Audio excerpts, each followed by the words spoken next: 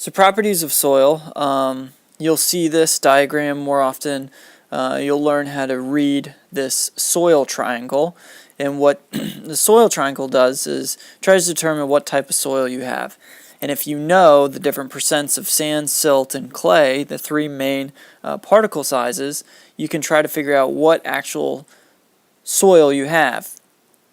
You know, is it more silty? Is it more sandy? Is it have more clay? Loam, what you find in the middle, loam is this like ideal soil where it has the perfect combination of air, water, organic material, and sand, silt, and clay. And it has 40% sand, 40% silt, 20% clay. Sand does not do a good job at holding water. Water tends to leach or infiltrate right through it. Silt has a little bit better than sand, but still is not cannot block water, so water does tend to accumulate in this area, but it still will filter through it. And then last but not least, clay. Water has a hard time penetrating through clay. So clay, if there is a clay layer in your soil, water tends to get trapped above that. Going back to loam, it has a medium ability to hold nutrients and water. It's ideal for agriculture and good aeration and drainage. Therefore, water does not build up in that area and basically flood your croplands. Negatively charged minerals and ions are usually not held as tightly in soil and are often washed away out of the root zones. And that tends to be in areas that are not so concentrated with clay. Looking at soil acidity, solubility of certain nutrients and minerals varies with different pHs, and the optimum amount of pH for plant growth is about 6.0 to 7.0. There are 5 major types of soil. We have mollysols, aridosols, oxysols, spodosols, and alfalfa soils. Funny words.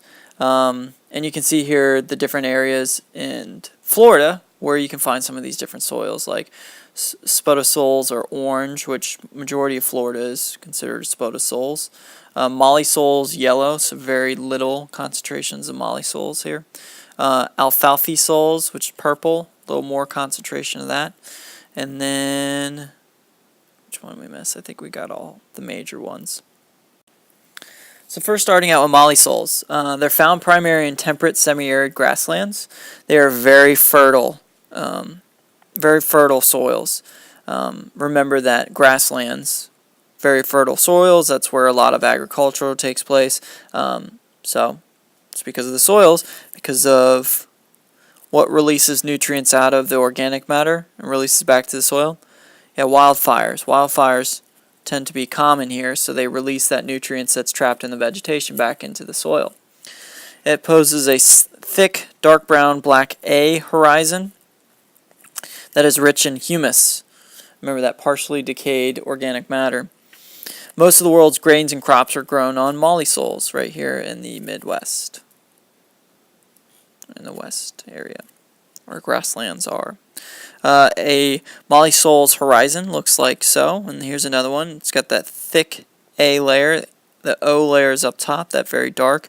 Then as you go down, you got B, and then these are still considered the B's, and then C down below.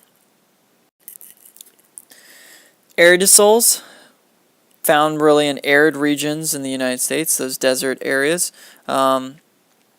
Little precipitation, little leaching, and low vegetation. Crops can be grown here if water is supplied. There's a lot of mineral wealth here, but very little organic matter, little humus. Oxysols, these are found in tropic and subtropic areas. Very low nutrients. Do you remember where that nutrients or mineral wealth is found in the rainforest? Yeah, it's trapped in the vegetation, so very low nutrients in the soil. Organic mineral decomposes so fast that there is a very little A horizon. Nutrients and minerals are located within the living vegetation. You can see that they're found in the tropic areas and the main tropical rainforests. The soil profile looks like so. And you'll see that there isn't really any defined oxysols in the United States, because the only rainforest that we have is the temperate rainforest that's up here. Spodosoils, those form from coniferous forests which have pine needles, and it has very acidic A horizon, ash gray in color, and makes poor farmlands. And you can see really it's kind of in the taiga area. And then Florida, which is a little unique because it does have so many pine trees, has more spodosoils. And you can see here in the U.S. that you find them in Maine, northern Michigan, and a little bit Minnesota and Wisconsin, and then Washington and Oregon. Spodosoil soil profile. Remember, very acidic A horizon. Alfalfa soils.